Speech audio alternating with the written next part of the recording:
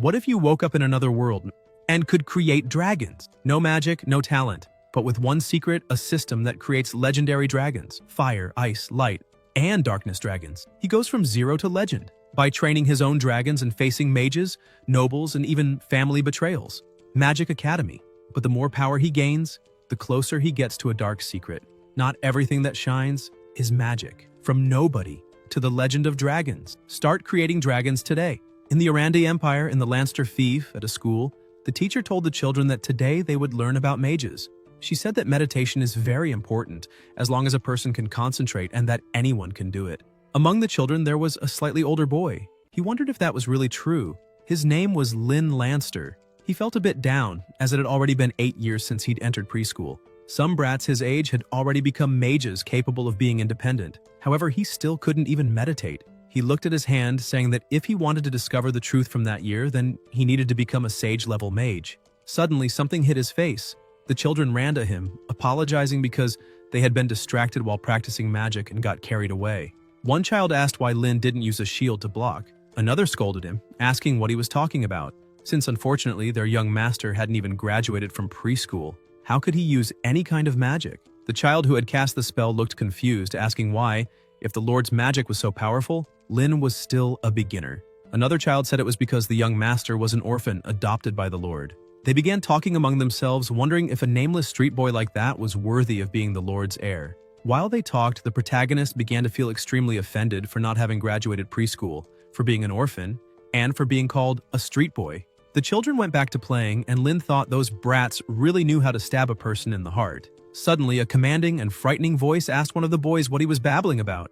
The boy started crying and could barely explain himself. However, the protagonist asked Carl to lower his sword. The knight looked confused and glanced at the protagonist, giving the children a chance to run. Carl told the young master that he must let him punish the children severely. Lynn stood up and said that even so, Carl couldn't use that kind of method. He asked if the sword the king had granted him was meant to be used against commoners. Carl was left speechless, then bowed and apologized, saying he wouldn't do anything foolish again. The protagonist said it was fine and decided to change the subject, asking why Carl was there.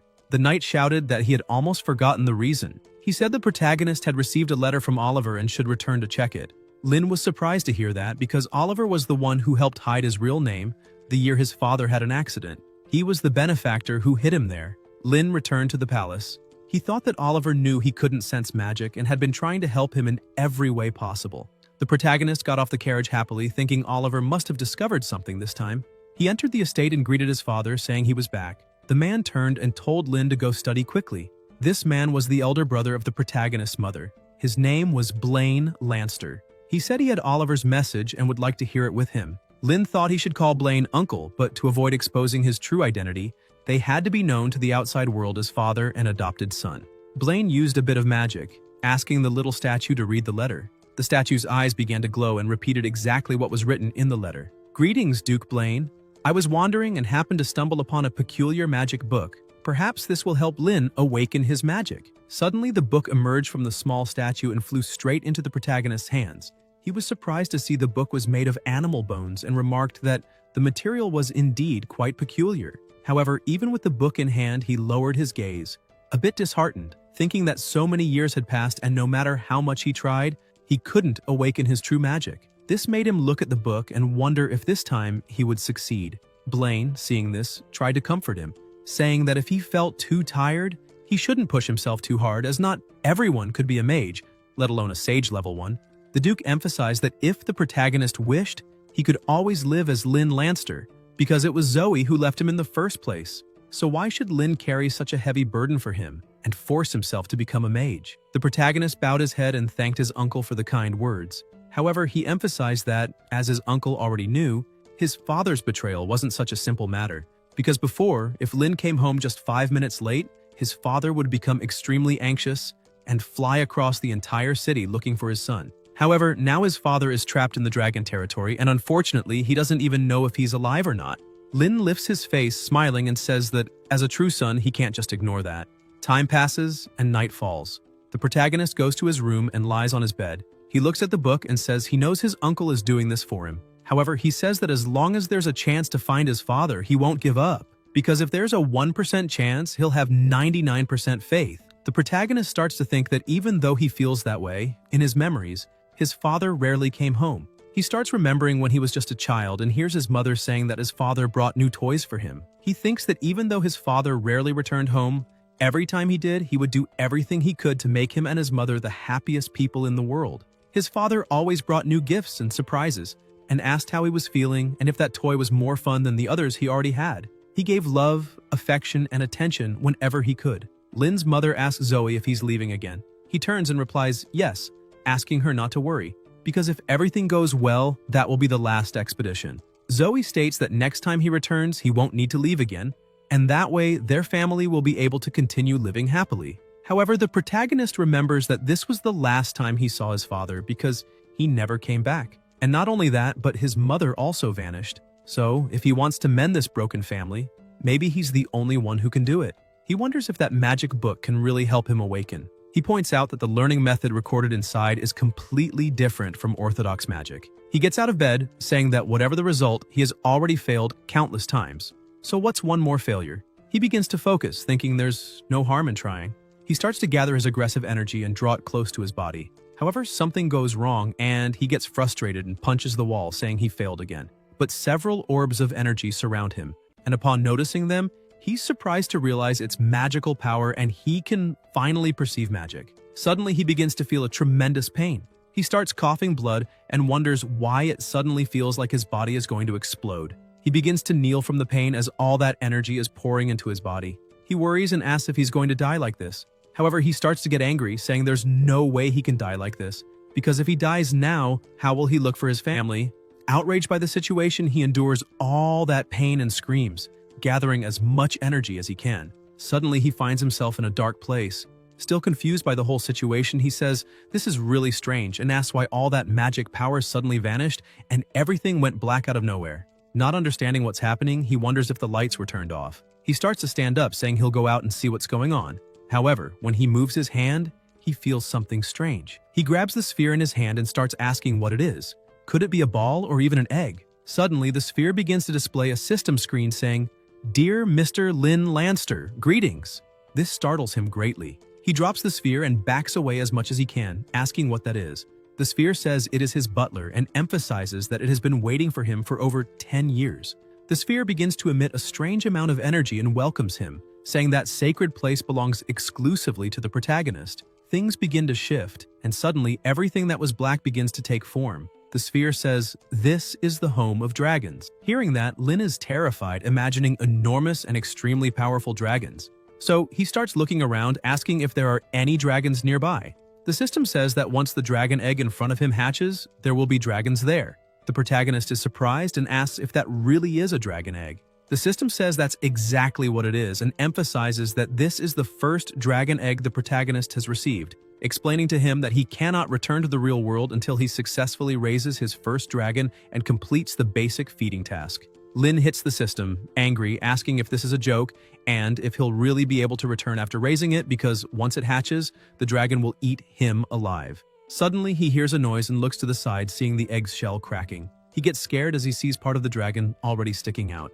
The system, still injured from the protagonist's attack, says that this is a friendly reminder and explains that if he doesn't drip some of his own blood onto the dragon egg before the shell fully breaks, the dragon will indeed eat him after hatching. This makes Lynn even more terrified. Time is running out, and even without understanding what's happening, he takes some of his blood, saying he has to do this to form a bond with that kind of monster that has the power to destroy the world. Before the egg finally cracks, he jumps in to place his blood. Suddenly, an unimaginable amount of energy bursts out of the egg, throwing the protagonist far away. He slowly opens his eyes and asks if he succeeded. Looking in front of him, he sees a small baby dragon. He's even a little relieved, wondering if that's really a dragon, the most terrifying creature in the world.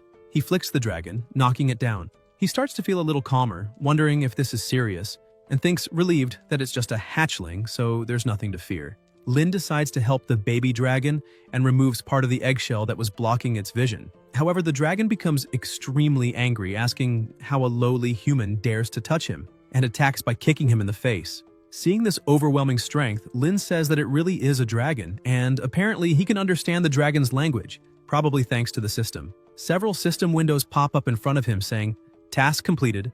Congratulations on acquiring your first dragon."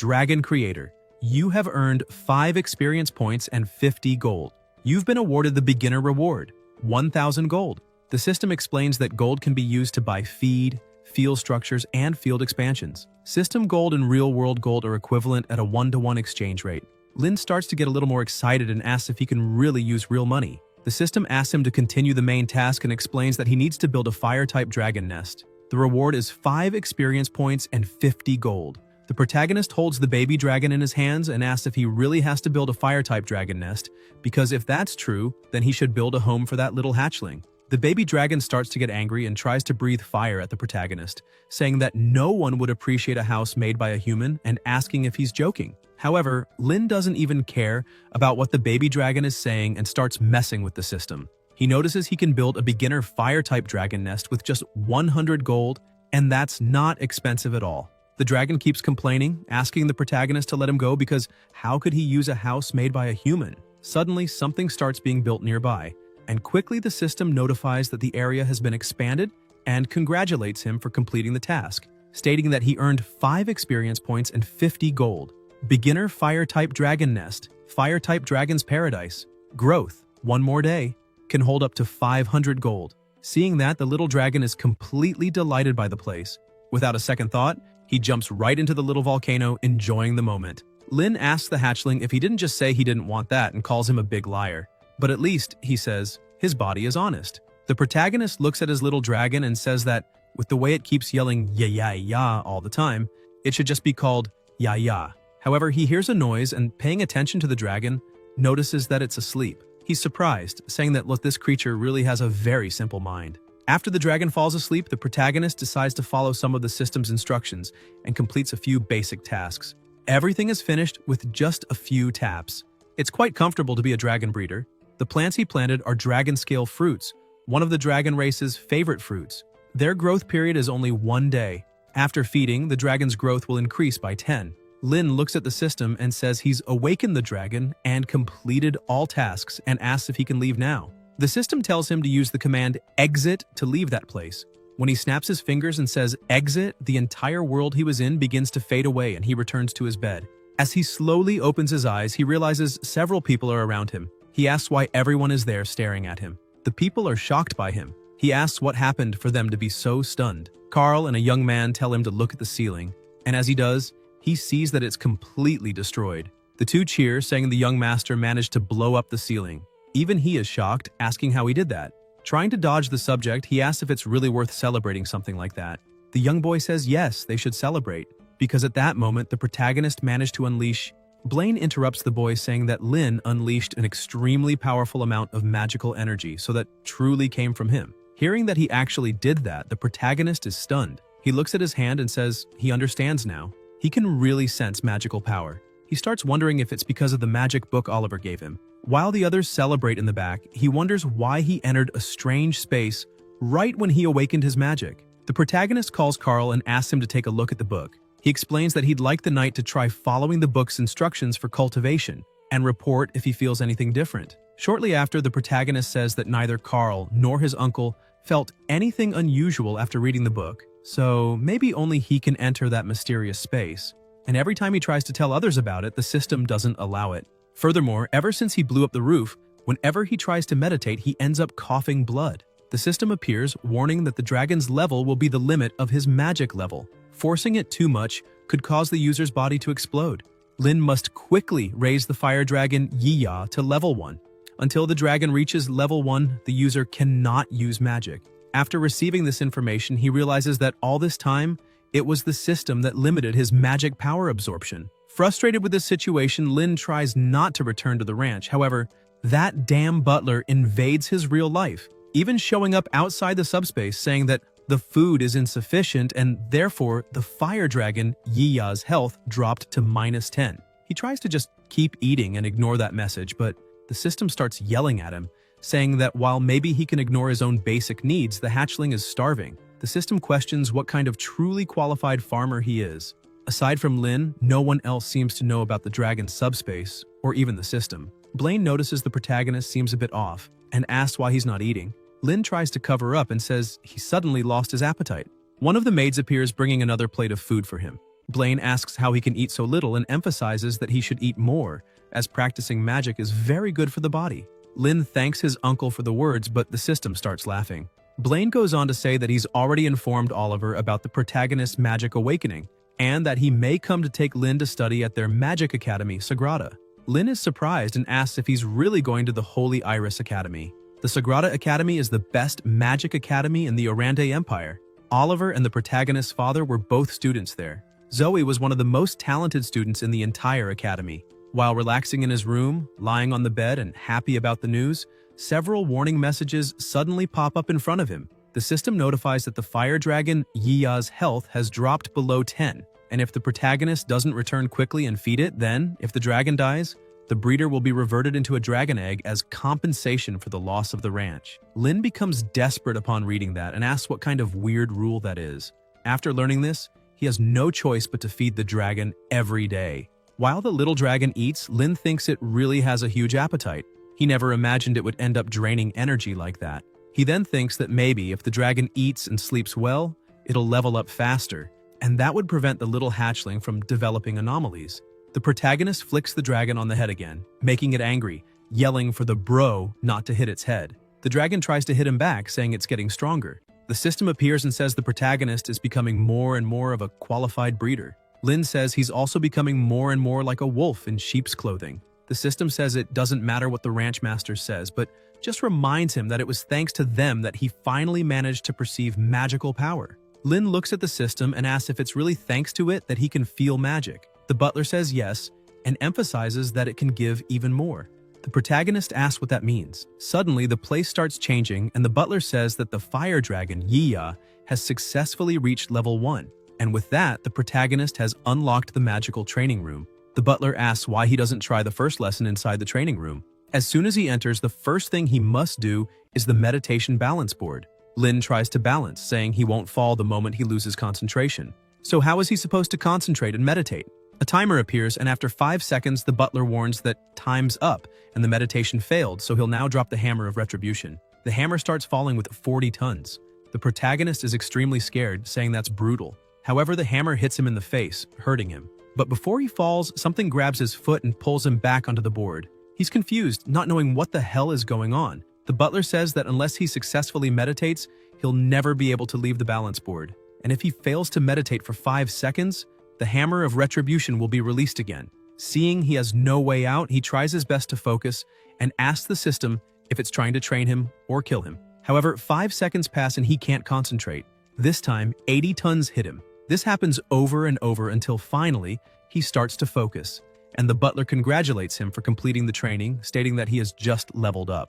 With his face all bruised, he smiles, because he's now at level 1. Sometime later, he goes into the forest and says it's been 7 days of hard training, so he should now be able to experience all that power. He activates his magic perception, and magic begins to surround him. Lin tries to use his power, but only a small fireball comes out. He looks at his hand, asking why it's so small. He quickly puts it out, saying it's embarrassing. Thankfully, no one is around to see it. However, when he looks to the side, he sees little Jack standing there. Jack runs off, shouting that the young master can use fire magic. The protagonist is so embarrassed, he yells for him to shut up and not tell anyone something so humiliating. However, a small attack shoots toward Jack, but he manages to dodge. Lin is surprised, wondering if it's just his imagination or if the fireball got a bit stronger. The butler appears and says Lin should pay attention as the power of magic is affected by the farmer's proficiency. The protagonist gets excited and asks little Jack if he wants to try again, but the boy starts crying, screaming for him to stay away.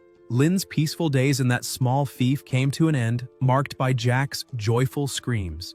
After Oliver received Blaine's letter, he sent back an acceptance letter from the Sacred Academy. Lin was overjoyed and hugged his uncle with all the love in the world. Because of that, all the villagers looked at him warmly, wishing him good luck and asking him to take care of himself as much as possible. And with that heartfelt farewell, Lin Lanster finally stepped onto the road for the first time to become a great mage. It takes about a month by carriage to travel from the fief to the academy. During the day, Jack would guide them to the academy, and at night, the protagonist would go to the ranch to train and raise his dragons. Without even noticing it, the little dragon kept getting bigger. Yiya was now a bit annoyed, staring at the protagonist. Lin asks why Yiya is looking at him like that. Currently, the little dragon's stats are Level 3, Skills Dragon Breath, Dragon Power, fire magic immunity, magic bite, fireball, shield, habitat, small fire dragon nest. A red message appears saying the situation is critical due to overcrowding. Exit, 10 gold coins per minute.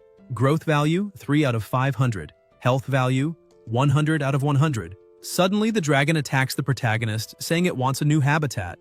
Lin gets scared, saying that this little hatchling is much more lovable than the butler. The protagonist says he'll give him a new habitat, but before that, he wants the dragon to come with him to see the outside world. Yia stares at the protagonist, asking if he's being serious. The butler says that upon receiving the farmer master's command, he will transfer the host and Yia to the designated location. The dragon starts getting excited. Lin asks what's wrong and if he's scared, but the dragon says that's nonsense. He's not afraid of anything. However, at the exact moment the two are teleported out, someone notices and opens their eyes.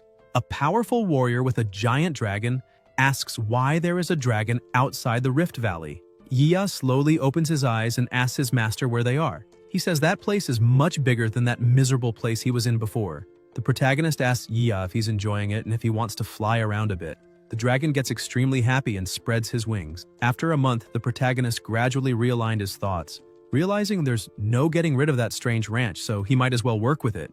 Lin decided he will help raise dragons, and that will help him grow stronger and stronger, until he can find his father and clear his family's name. Suddenly, an arrow comes flying toward them, but Yia manages to dodge. Lin gets scared and wonders if there are dragon hunters around. However, a small explosion occurs in the forest and cries for help begin to echo. But he also hears people saying they must not retreat, because this is the caravan's last hope. He also hears someone saying they shouldn't care about the caravan because if they do, they'll die quietly. And that's exactly why they must deliver the goods. The protagonist asks if this is a robbery. He continues hearing voices pleading for help and mercy until suddenly he hears someone shouting for the young master. He instantly recognizes the voice and realizes that little Jack is also caught in the middle of all that. Serpents were surrounding them while they were tied to a tree. Jack was starting to cry. He thought his young master had been so focused on practicing magic that he lost a lot of weight. So Jack decided to go out and look for some food for him. However, as he was passing by the caravan, a group of bad guys came out from the forest. They quickly defeated all the soldiers guarding the caravan. Their leader approached the head of the Mason Trade Guild, named Lucas, and demanded he reveal where the goods were hidden. Otherwise, his entire group would be destroyed one by one. The bandit leader used one of his snakes to attack a soldier who quickly began to die. He warned that this would continue if the leader didn't cooperate. Lucas started to panic as he saw his companions falling, but even so, he shut his eyes and began to cry. Trembling, he said he couldn't do it because the buyer of those goods was extremely powerful. If they lost them, they'd be crushed and unable to sell anything ever again. The bandit leader stared at him and said it was fine. They'd keep going anyway. He snapped his fingers and a snake slithered toward little Jack. Terrified, Jack could only think of apologizing to his young master, believing he wouldn't be able to serve him anymore. The snake lunged, but a fireball shot across the sky, burning the ropes and the snakes. The bandit leader asked what was going on, but something was coming toward him. The protagonist kicked him in the face and jumped to the other side. He mocked the bandit, saying he had a very flexible body. Struggling to stay upright, the bandit leader got up while his men asked if he was okay. Jack was amazed to see his young master had come to save him. Lin told him to step back because things were getting dangerous. At that moment, the two groups faced each other, and the bandit said that if that fire magic was cast by the brat in front of them, then he must be at least a third-level mage. But the leader, still furious, asked if a third-level mage was enough to make them all wet their pants. He asked if they had forgotten who the real leader of the gang was. Drawing his sword, he said he was also a third-level knight and that, compared to a mage who needed chanting, knights had absolute dominance in close combat. He attacked, but the protagonist dodged and was surprised by the strength of his opponent. The bandit leader continued to attack fiercely while Lin tried to evade all his strikes. He thought the bandit was right. Mages have no advantage in close-quarters combat. Plus, it was Yaya who cast that fire spell, but to avoid revealing the existence of his dragon, Lin had ordered him to return to the ranch immediately. The bandit leader kept charging and asked Lin if dodging was all he could do. With a quick movement, he appeared behind Lin, who was surprised by his speed. The protagonist tried to dodge, but not fast enough. The attack grazed him and sent him flying. Wounded, he got up trembling, thinking he couldn't keep dodging forever. At least all that time spent on the ranch was paying off, since he had increased his agility and mental strength in the training room. Now he had to fight. He began gathering magic in his hand and called out to the flames. But before he could finish the chant, the bandit leader struck again, landing another blow that launched him into a tree and made him crash to the ground. The bandit grabbed him by the hair and said he was so naive it was almost cute. He added that in front of a knight of equal level, a mage had absolutely no chance in a fight. Then he threw the protagonist hard against a rock. After taking so many hits, Lin was breathing heavily and could barely stand. He realized he was truly at a disadvantage. Facing that man head-on would be a major problem. Suddenly, the system appeared, stating that it had detected the ranch master was fighting for the first time and would now begin synchronizing with dragon magic. This caught Lin completely off guard. The butler continued explaining that the ranch master was currently a level 1 fire dragon ranch master. Available skills: basic magic, shield, bite, and claw. Instant fire magic, fireball. The system asked if he wanted to proceed with the import. The protagonist started wondering if the instant fireball was the ability the hatchling got after eating the dragon scale fruit, and he was extremely shocked to discover he could actually use the dragon's magic. The butler confirms that it's all true, stating that dragon magic is naturally 2 levels above human magic, and emphasizing that Lin can use dragon magic as long as it doesn't exceed his own level. The more dragons the protagonist has, the more types of magic he'll be able to use. Lin starts smiling, thinking the system really is amazing. He selects yes. However, the bandit charges again and kicks him, telling him not to get distracted during a fight. He mocks him, asking where the magic he's so proud of is, and if he isn't going to use it. He starts stomping on Lin, saying that if he's really not going to use magic anymore, then he doesn't stand a chance of winning. He prepares for the final blow, but at the last second, Lin reaches out to confirm the butler's prompt. The bandit leader sneers, asking if that skinny waist of his can handle the attack. Lin quickly turns and uses the instant fireball, which takes the form of a dragon, causing a deafening roar. The bandit leader manages to dodge, but his sword is completely melted. The entire gang starts to panic, realizing the protagonist used instant cast magic. With a trembling voice, the leader asks if he can really use that kind of spell. Lin gets up and starts laughing, asking the bandit if in front of a mage who can instantly cast spells, he still thinks a knight without a sword stands a chance. The gang all kneel, asking if the protagonist wants to share a meal with them. However, Lin continues his assault, unleashing an explosion that blasts everyone away while yelling at them to disappear. Shortly after saving everyone, Lucas asks if the healing magic is working properly. Lin says yes and thanks the leader of the merchants, noting that his wounds are all healed. Lucas replies that there's no need to thank him, and in fact, everyone there should be thanking Lin, since it was all thanks to him that they managed to protect the valuable goods. This confuses Lin a bit, making him wonder if they're thanking him not for saving their lives, but for saving the merchandise. He's shocked, realizing that for merchants, goods are more valuable than human lives. Suddenly, they say they've finally arrived, and that this is the caravan's unexpected harvest. They pull off a cloth and reveal a maiden from the elf forest. An alpha was tied up, being treated like a product. The moment Lin sees her, he's stunned, since that species has been extinct ever since dragons destroyed the world, the life form most similar to humans. Those are the elves. The merchant leader starts laughing, saying no man could resist that. Such an adorable child, and tells Lin to accept it. Lin starts getting irritated. Lucas hugs him, saying that they're all men there, so there's nothing to be ashamed of. He gets even closer, saying he wants to share something, and explains that when they found the elf, everyone was enchanted. She only looked scared and had no injuries, but the mercenaries around her might have died protecting her. After all, something that beautiful could be sold for at least 1 million gold. Moreover, he says that this isn't just a thank you gift for Lin, but also a sincere invitation to join the Maison Trade Guild. Lin asks if that's really an invitation. The guild leader says yes, adding that the guild recently faced a major crisis, and if they had a few more geniuses like Lin, who can instantly cast magic, the trade guild could grow stronger. Lin walks toward the cage holding the elf and thanks Lucas for the gesture. He uses his fire magic to burn the ropes binding the elf. Lucas panics and asks what he's doing. Lin begins breaking the cage, saying that merchants who treat life as merchandise are unacceptable to him. Lucas gets nervous and asks if Lin knows how valuable that item is. This would cost them a fortune. Lin fires a small fireball at the ground, frightening the guild leader. He runs off, terrified of Lin, saying he can do whatever he wants. The other soldiers, also afraid after witnessing Lin's power, flee, leaving the elf behind. Lin continues using fire magic and melts the cage that held her. He reaches out and tells her there's no need to be afraid. He's there to free her.